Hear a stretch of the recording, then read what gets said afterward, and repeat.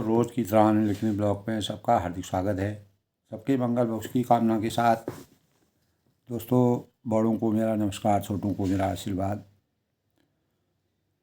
आज के रामचरितमानस के बालकांड के प्रसंग में दोस्तों, यानी रामचरितमानस के बालकांड प्रसंग में माता सती योगाग्नि में जलकर भस्म हो गई और सती के मरते समय भगवान हरि से यह मांगा कि मेरा जन्म जन्म तक जो है शिव जी के चरणों में अनुराग बना रहे। यानी मैं हजारों जन्मों तक अगर जन्म लूँ तो मेरा परमात्मा यानी शिव जी के आराध्य जो देवों के देव हैं उनके चरणों में मेरा अनुराग बना रहे और मैं हमेशा उनकी पत्नी के रूप में इस सृष्टि में विराजमान हूँ।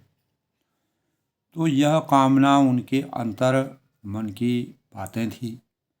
इसीलिए दोस्तों, उन्होंने हिमांचल के वहाँ जाकर पुनर्जन्म लिया और फिर पार्वती के रूप में उन्होंने हिमांचल के वहाँ अपना जन्म अवतरित करके, तो सती माता हरि तब कहा है, सती मात हरि सन बस मागा, जन्म जन्म शिव पद अनुरागा। तेहि कारण हिमगिरि ग्रह जाई, तेहि कारण हिमगिरि ग्रह जाई, जननी जन्मी पार्वती तनु पाई। तो पार्वती के शरीर को पा करके, यानी पार्वती रूप में जो है वह हिमांचल के वहाँ उन्होंने जन्म लिया। तो प्रेम और भक्ति के स्वरूप का जब हम वर्णन करते हैं रामचरितमानस में, तो सती जी के अंतःकरण में एक तरफ जहाँ प्रेम था, वहाँ दूसरी तरफ भक्ति का सौजन्य था। तो प्रेम और श्रद्धा का सात्विक योग भक्ति है। और जिस प्रकार सती जी ने भक्ति के सौजन्य को सृष्टि में हमेशा समाहित करने के लिए अग्नि में प्रवेश करके अपना दाह करके दक्षी के अहंकार अपने पिता के द्वारा मान सम्मान और मर्यादा के विरुद्ध कार्य करने से क्या प्रतिफल होता है, वह शिव जी ने सती के रूप में दक्षी को पूरा दिखाया। क्योंकि दक्षी जो है वह अहंकार से भर गए थे। ब्रह्मा द्वारा उनको दिए गए वरदान के परिणाम स्वरूप वह जो है उनको ब्रह्मा ने शक्ति प्रदान की। और इसीलिए दोस्तों, मंगल विधान के दो भाव करुणा और प्रेम है। करुणा की गति रक्षा की ओर रहती है और प्रेम की रंजन की ओर। तो किसी को अपनी मान लेना करुणा है। और राम के चरित्र में, मर्यादा पुरुषोत्तम भगवान राम के चरित्र में करुणा रूपी जीवन मूल्यों की सार्थकता की प्रतीति है। ऋषि मुनियों के अस्थि देख कर जब राम करुणामयी होकर रक्षा का वचन देते हैं, तो प्रेम के बिना भक्ति दृढ़ नहीं होती। तो सबसे प्रीति कलुनाशक करने वाली होती है और निर्मल मोहक आँख ही प्रीति देखकर पाती है। सत्य से उत्पन्न आनंद प्रसन्नता की वास्तविक पराकाष्ठा है। राम सत्य के पर्याय है। इसीलिए सत्य वह है जिसमें हमें विश्वास हो, और विश्वास उसी अवस्था में होता है जहाँ अनुभव का विरोध न हो। तो असत्य अनिश्चित यानी अविश्वसनीय होता है, क्योंकि अनुभूति के प्रतिकूल होता है। दक्ष ने जिस प्रकार से शिव जी का अपमान करके अपने यज्ञ किया, उस यज्ञ का किस प्रकार से क्या हाल हुआ। तो सत्य से नारायण बनने की कला हमारे जीवन में आती है। भगवान शिव के वास्तविक स्वरूप को दक्ष नहीं समझ पाए। सत्य की विजय अवश्य होती है। भगवान शिव ने सती जी को यज्ञ में जाने से रोका भी नहीं, लेकिन उन्होंने कहा कि वहाँ तुम्हारा मान सम्मान नहीं हो सकता है। और निष्कलुष परम पुरुष ब्रह्म के रूप में शिव जी इस सृष्टि में प्रकट हुए। इसी परम पुरुष का जय घोष ही राम कथा है। तो राम कथा रामचरितमानस बिना शिव की साधना के राम की कथा का वास्तविक भावों का प्रकट नहीं होता है। तो राम में मंगल निवास करता है और राम कथा मानवता की परिक्रमा है। तो यह कर्म, त्याग और भक्ति की त्रिवेणी है। क्योंकि सती ने जब उनके कहने से प्रार्थना यानी उनके परीक्षा लेने पर जब सती विस्मय हो गई, परेशान हो गई, दुखी हो गई और शिव जी ने उनका परित्याग कर दिया, तब उनको सती रूप में यानी योगाग्नि में जाकर के हिमांचल के वहाँ पार्वती के रूप में जब उन्होंने अवतरण लिया, तो उन्होंने भगवान रामचंद्र से यही अनुरोध किया था, यही विनती की थी, यही आराधना की थी कि मेरा जन्म जन्मांतर प्रभु चरणों में यानी हमेशा शिव जी के चरणों में मैं उनकी पत्नी के रूप में अवतरित हूँ। तो राम में प्रीति उनकी थी। तब उनके अंतःकरण का जो संशय समाप्त हुआ, तो प्रीति की ज्वाला जब उनके जगी तो वह परमात्मा से नमन करती हैं, प्रणाम करती हैं। और इसीलिए दोस्तों राम के प्रति प्रीति के कारण ही नंदीग्राम में भरत के निश्चल हृदय में हनुमान की मूर्छा का उन्मूलन किया था। और राम से प्रभावित होकर अनेक आज भी तीर्थ स्थलों का निर्माण लोगों के द्वारा किया गया है। अयोध्या नगरी में राम को जन जन तक में बस जगाने या बसाने के लिए तुलसी ने अयोध्या काशी में रामलीला का मंचन करने का भाव बनाए। इसी परंपरा में को जोड़ने के लिए काव्यमय रामचरितमानस की रचना उन्होंने की। इस ग्रंथ का निर्माण, इस ग्रंथ की रचना की। अहिल्या है, सबरी है, अनुसुईया है, सुतीक्ष्ण है, निषाद राज हैं, जटायु हैं। तो का प्रेम प्रेरणा विभीषण हैं, उनकी प्रेम प्रेरणा से हमें मार्गदर्शित करते हैं। तो प्रेम देना जानना और घृणा भाव मात्र लेना जानना ही रामचरितमानस का। घृणा भाव से भी वह मानव जीवन को कैसे चरितार्थ करते हैं। राम का संपूर्ण आचरण आदर्श ब्रह्म की नरलीला। तो दक्षी को जो नरलीला दिखाई थी, राम परोपकार को सर्वोपरि धर्म और परपीड़ा सबसे बड़ा अधर्म मानते हैं। तो राम का अर्थ दोस्तों प्राप्ति नहीं, त्याग है। अगर हम सही भावों में अगर हम कहते हैं कि राम का अर्थ प्राप्त नहीं, त्याग है, क्योंकि उन्होंने एक संकल्प राजा के वहाँ जन्म लेकर के भी जहाँ वह सुख आनंद और अनेक प्रकार के भोग विलास कर सकते थे, लेकिन उन्होंने बचपन में ही जो है कम आयु में ही संन्यास ले लिया, यानी वनवास ले लिया। तो ये त्याग है। तो राम ने भरत का मिलन प्रेम और श्रृंगार से मिलन का दिशा है। राम भरत का मिलन जब चित्रकूट में होता है तो अभाव को भाव से भरते हैं। राम जीवन का विश्वास से जोड़ने का भाव है। राम अपने धर्म रथ के साथ चलते हैं। धर्म की रक्षा उनके स्वभाव में है। तो दोस्तों इसी प्रकार जो है रामचरितमानस में आज की शुभ पंचांग की बातें करते हैं।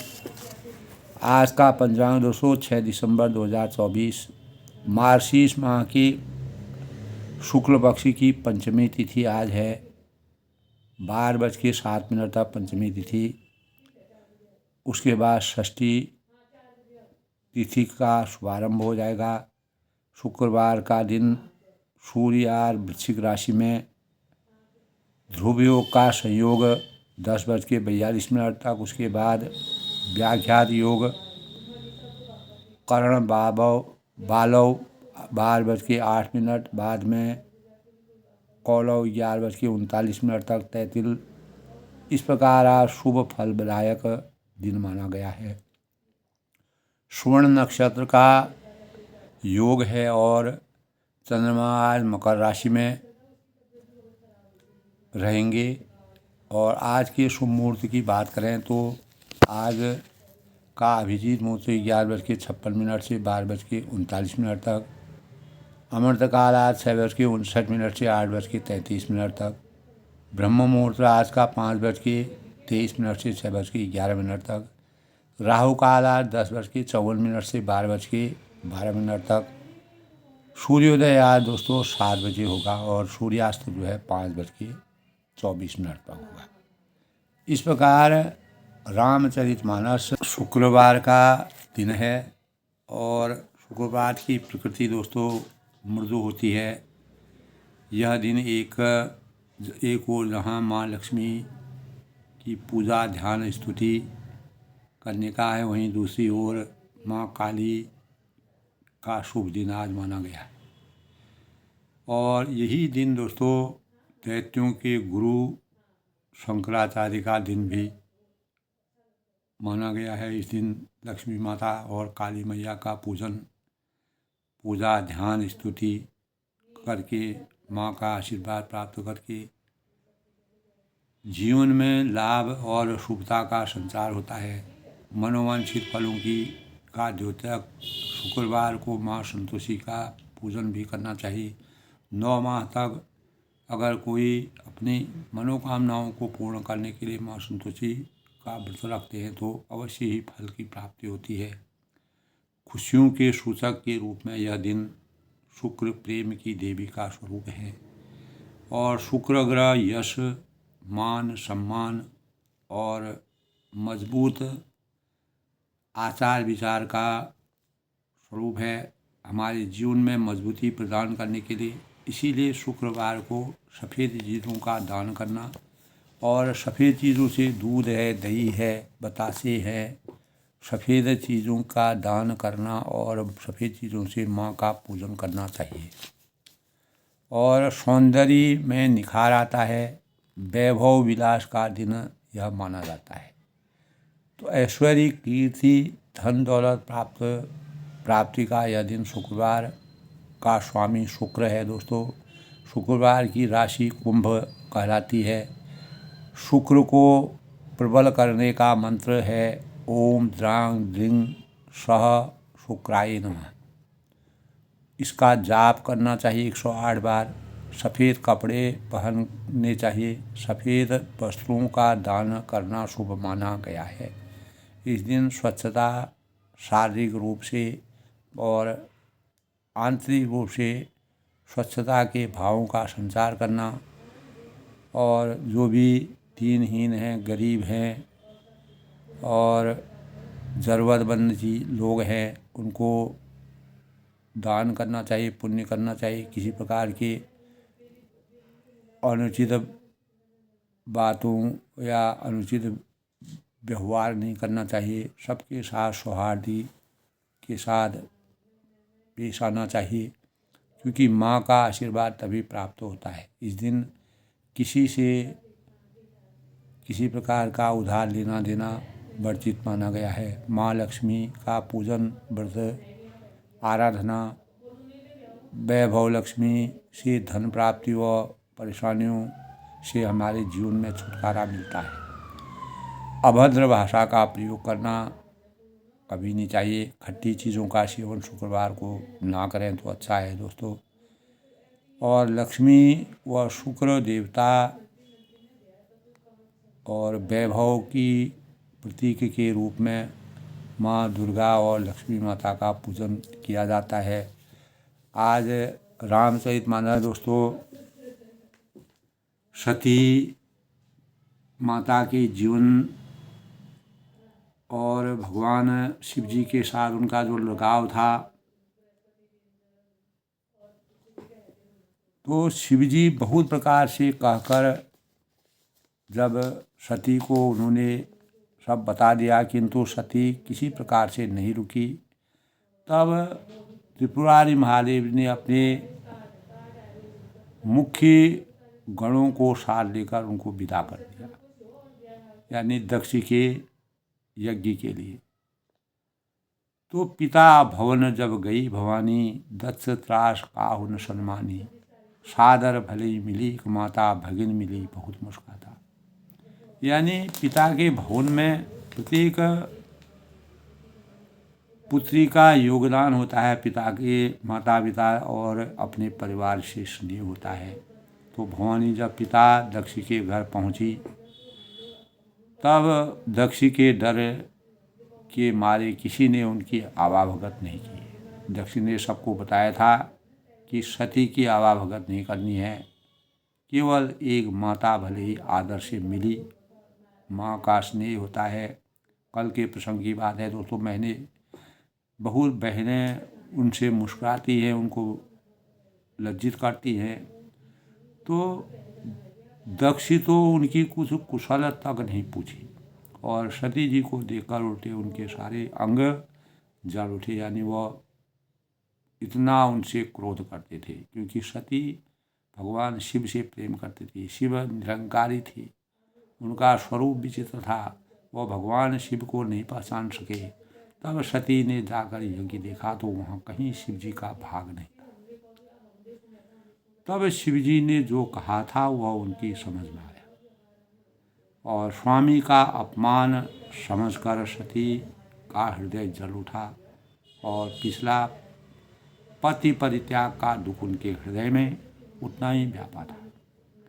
और जितना महान दुख इस समय पति अपमान के कारण, यद्यपि तभी कहा है यद्यपि जग दारुण दुख नाना, सबते कठिन जाति अवमाना, समोजी सो सुते भय अलु क्रोधा, बहुविधि जननी कीन प्रबोधा। यद्यपि जगत में अनेक प्रकार के दारुण दुख होते हैं, दैहिक भौतिक तापा, लेकिन जाति अपमान सबसे बढ़कर चढ़कर कठिन दुख होता है। अपमान करने से मान मर्यादा खत्म हो जाती है। और यह समझकर सती को बड़ा क्रोध आया। तब माता और पिता के प्रति जो भाव होते हैं वो भाव उनके समाप्त हो गए। माता ने उन्हें बहुत प्रकार से समझाया बुझाया, परंतु शिव अपमान न जाए सही, हृदय न हुई प्रबोध। तो आत्मा और परमात्मा का जब मिलन होता है तो ऐसे अवसर में अगर कोई भी, परंतु जब शिवजी के शरीर को उन्होंने धारण किया, शिवजी का आधा शरीर नारी का था, और जब शिवजी का उन्होंने अपमान देखा वह उनसे असहनीय हो गया, सहा नहीं जा सका। इससे उनके हृदय में कुछ भी प्रबोध नहीं हुआ, कोई बोध नहीं हुआ, बोधहीन हो गई। और तब वे सारी सभा को हटपूरा डांट कर क्रोध से मेरे वचन में बोली। क्या बोली? सुनऊँ सभा सदर सकल मुनिंदा, कही सुनी जिन शंकर निंदा, सो फल तुरत लहब कर काहू, भली भांति प्रस्तावित था। तो हे सभासदों और सब मुनीश्वरों सुनो, जिन लोगों ने यहाँ शिव जी की निंदा की है या सुनी है, उन सबको उनका फल तुरंत मिलेगा और वे मेरे पिता दक्ष को भी भली भांति पछताएंगे। तो जहाँ संत है, संत शंभु श्रीपति अपवादा, शिव जी और लक्ष्मीपति विष्णु भगवान की निंदा की जाती है, भगवानों की निंदा की जाती है, अवहेलना की जाती है, वहाँ समस्त मर्यादा समाप्त हो जाती है और काटियो ताव जीव सो बसाई। यदि अपना यश चले, बस चले, तो उस निंदा करने वाले कोई जीव काट ली जाती है, नहीं तो कान मुड़ कर वहाँ से भाग।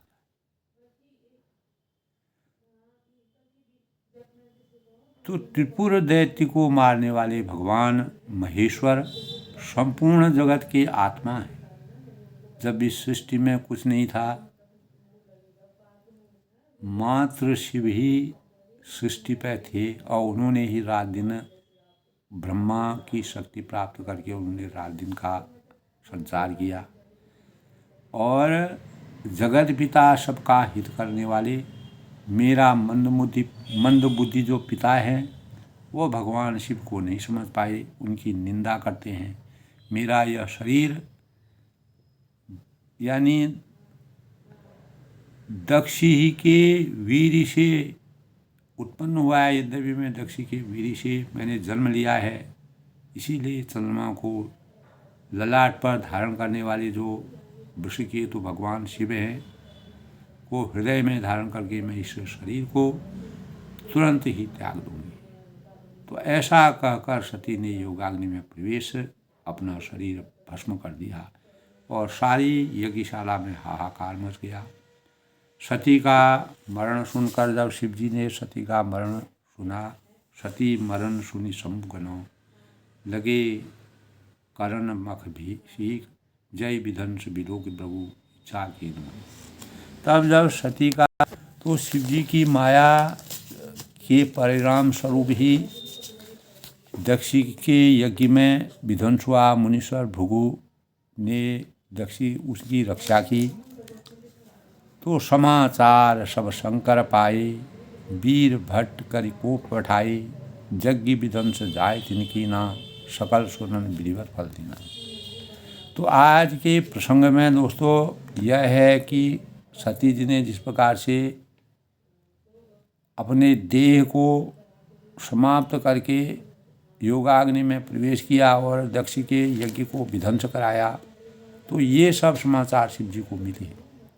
तब उन्होंने क्रोध करके, क्योंकि शिव जी ने वचन किया था कि मैं सती के रूप में, अब पति पत्नी के रूप में, क्योंकि भगवान राम जी की परीक्षा ली थी, और दूसरा सती ने किसी कारणवश असमंजस होकर के उन्होंने शिव जी से थोड़ा कपट किया था। तब शिव जी ने मन ही मन ऐसा मन में संकल्प लिया कि मैं सती को, जब सती रूप में ये रहेगी तो तब तक मैं 87,000 वर्ष तक उन्होंने अपना समाधि से जब वह जगे तब उन्होंने सती को अनेक प्रकार की कथाओं को सुनाया।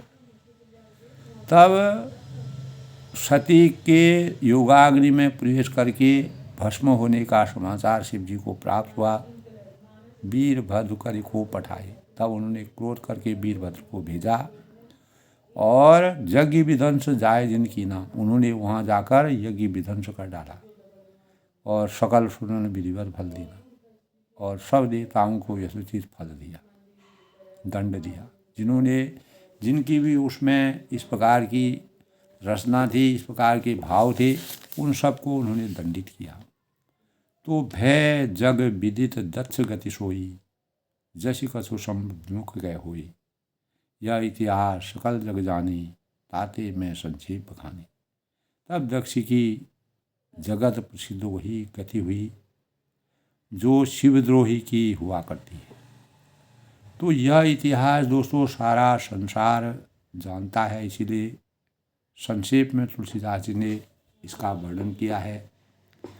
तो सती मरण सती मरत हरि सन बरु मांगा, जन्म जन्म शिव पद अनुरागा। तो मरते समय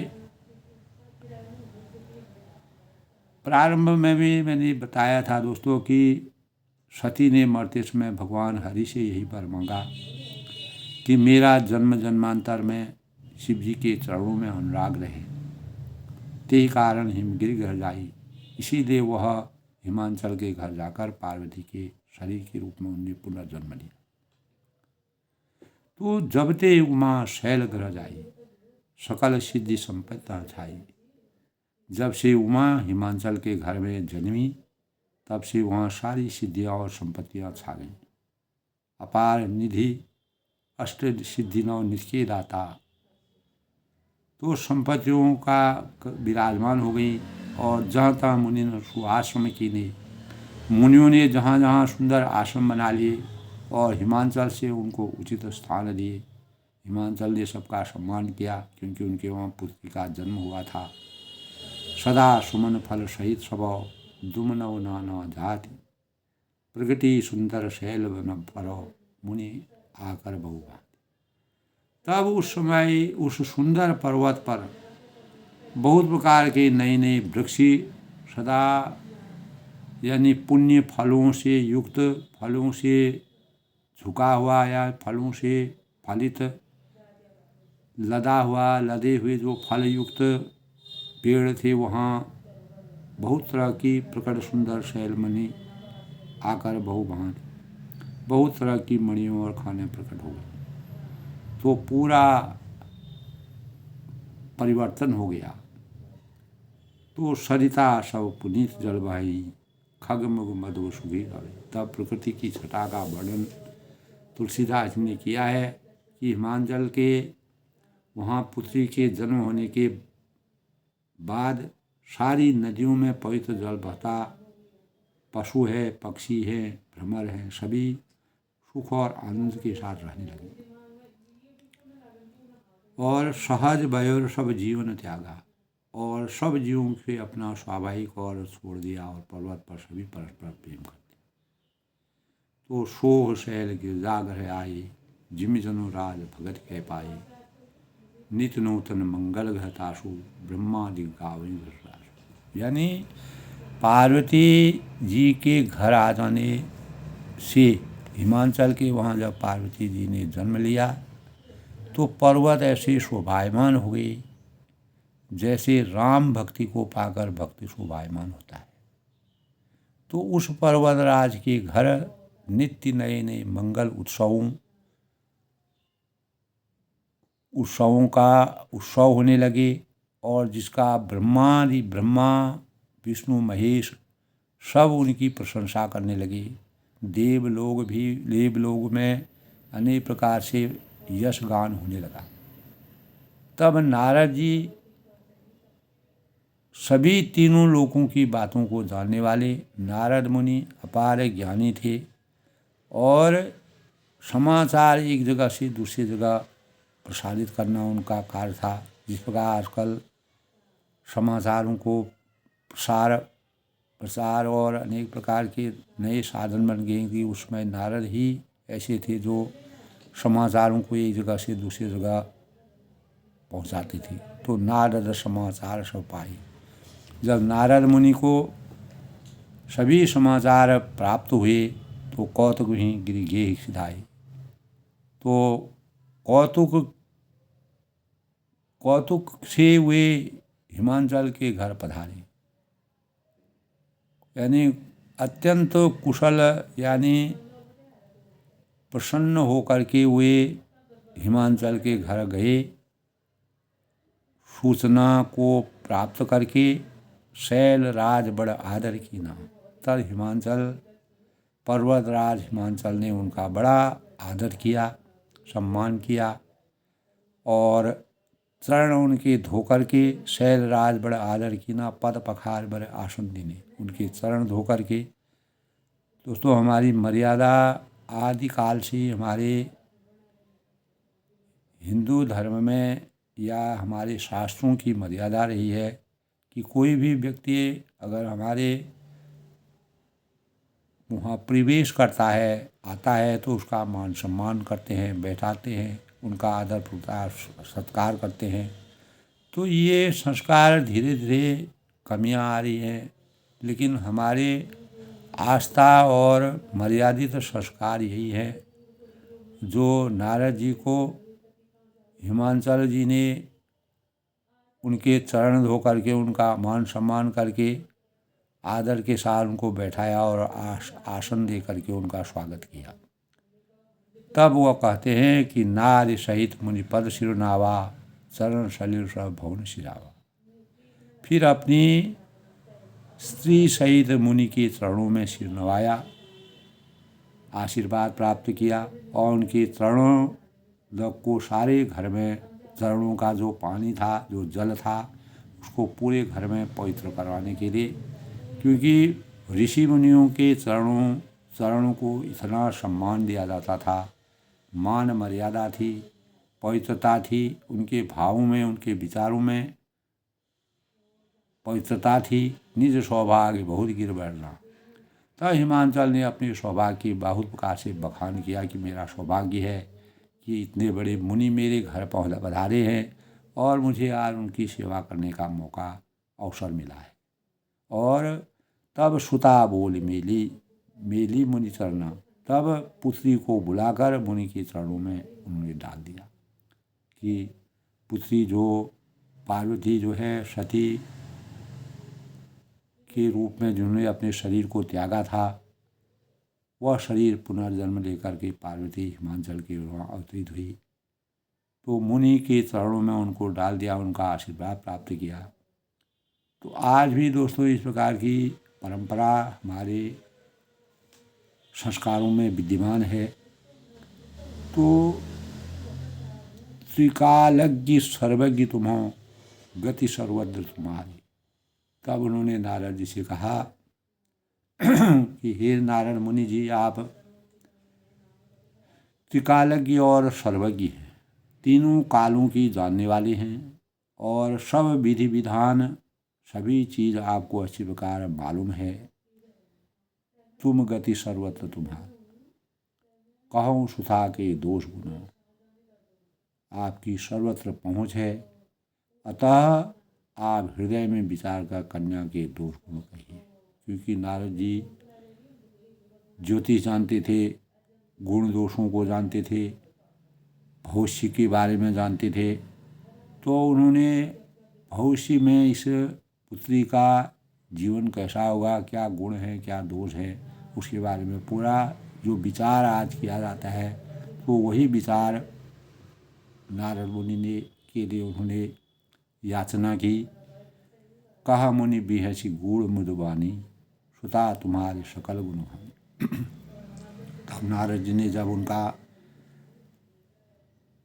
उनके गुण दोषों का जब उन्होंने अवलोकन किया, तब कहा मुनि बिहसी गूढ़ मधुबानी, नारद मुनि ने हंसकर रहस्ययुक्त कोमल वाणी से कहा कि तुम्हारी कन्या सब गुणों की खान है, अपार खान की भंडार हैं और सुंदर सहज सुशील सयानी। यह स्वभाव से अत्यंत सुंदर है, सुशील है, समझदार है, योग्य है।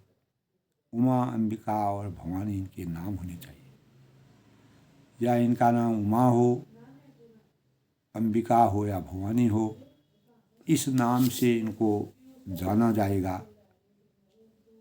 तो सब लक्षण संपन्न कुमारी, हो वही संतन पियर पिहारी, सदा अचल यही कर विवाहता, यही तय जस पय पितमाता।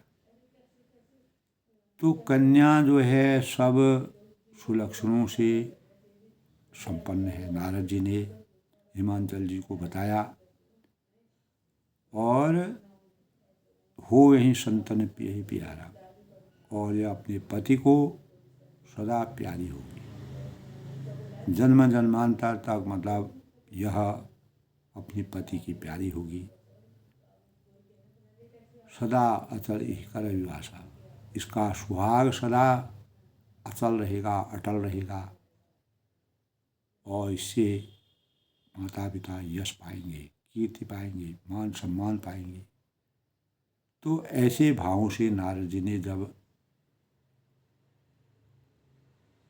यानी हिमाचल जी को समझाया, हो वही पूजी सकल जग माही, यह सारे जगत में पूज्य होगी और इसकी सेवा करने के कुछ भी दुर्लभ न होगा। कोई भी चीज़ की कमी इसके जीवन के लिए नहीं होगी और पूरे संसार में यह पूज्य होगी, मान सम्मान मिलेगा, यश कीर्ति से संपूर्ण होगी। ऐसे वर कर दुर्लभ नहीं। संसार में स्त्रियां इसका नाम स्मरण करके प्रतिव्रत रूपी तलवार की धार पर चढ़ जाएंगे, यानी प्रत्येक स्त्री के लिए प्रेरणा के स्रोत के रूप में अवतीर्ण होंगे। जब सती ने अपने योगाग्नि में जाने से पहले मर्यादा पुरुषोत्तम भगवान राम से आराधना की थी कि मेरा जन्म जन्मांतर तक अगर नया जीवन जो भी मिले मुझे मिले, मैं हमेशा शिव जी ने भले ही मुझे मेरे द्वारा गलती करने पर मेरे को सती रूप में धारण नहीं किया, लेकिन अगले जन्म में मेरा जहाँ भी जन्म होगा मैं युगों तक, जब तक इस सृष्टि में मैं जन्म लेते रहूँगी तो शिव जी के ही चरणों में मेरा ध्यान हमेशा लगा रहे। तभी नारद जी ने उसी प्रकार के भावों को हिमाचल जी को यानी तलवार की धार पर चढ़ जाएगी, यानी प्रत्येक स्त्री जाति के लिए एक प्रेरणा के स्रोत के रूप में सबके मन को मोहित करने वाली और पतिव्रता की पूर्ण साक्षी बन जाएगी। शैल सुलक्षण सुता तुम्हारी, सुनाऊं जे अब अवगुण दूचारी। और उन्होंने ये भी कहा, जहाँ गुण होते हैं वहाँ दोष भी होते हैं, जहाँ अच्छाई होती है वहाँ बुराई भी होती है, जहाँ सुख होता है वहाँ दुख भी होता है, तो जहाँ सरलता होती है वहाँ कठिनता भी होती है। तो इसी प्रकार दोस्तों नारद जी ने कहा कि शैल सुलक्षण सुता तुम्हारी, सुनो जे अब अवगुण दूचारी। अगुण समान मात पितु ही ना, उदासीन सब संशय सीना। तब उन्होंने कहा कि मतलब कि हे पर्वतराज हिमाचल सुनो, तुम्हारी कन्या शुभ लक्षणों वाली है और अब इसमें दो चार अवगुण भी है। वो अवगुण क्या हैं उन्हें भी सुनो कि गुणहीन, मानहीन, माता पिता विहीन, उदासीन, संशयहीन, लापरवाह, इस प्रकार की छवि से जो व्याप्त होगा और जिसमें न गुण होंगे, न मान होगा, न माता पिता होंगे, उदासीन होंगे, निरंकारी होंगे, संशयहीन होंगे, लापरवाह होंगे, किसी प्रकार का कोई संशय नहीं होगा, यानी बिल्कुल जगत से परे। जोगी जटिल अकाम मनो, नगन अमंगल बेश, अस स्वामी यही कह मिलही परिहस्त श्री। इसके हाथ में इस प्रकार की रेखाएं पड़ी हुई हैं कि योगी जटिल माने जटाधारी, जिसकी जटाएं होंगी, और निष्काम हृदय, किसी प्रकार की काम भावनाओं की कोई ये मेरा ये तेरा आयंग निजाओ परवेती गणना लघु चैतानाम उदार चैतानाम वसुदेव कुटुंबम।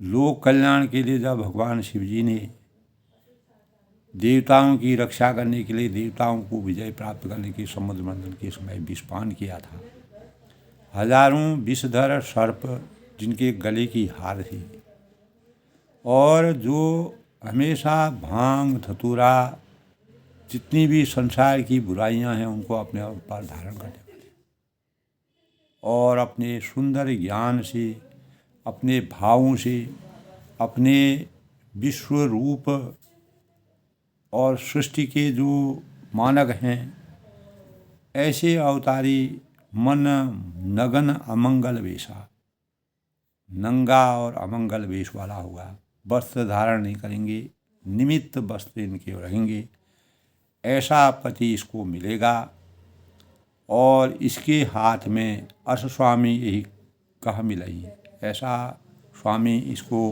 प्राप्त होगा। परिहस्त अशरीक, क्योंकि इसके हाथ में ऐसी ही रेखा पड़ी हुई, यानी सभी भावों से सुंदर और सुलक्षणा होते हुए की परवरा तुम्हारी कन्या सुलक्षणी है, अच्छे लक्षणों वाली है, और इनमें जो दो चार अवगुण हैं उन्हें भी सुन लो। जो गुणहीन होगा, मानहीन होगा, माता पिता विहीन होगा, उदासीन होगा, संशयहीन होगा, अंतर यानी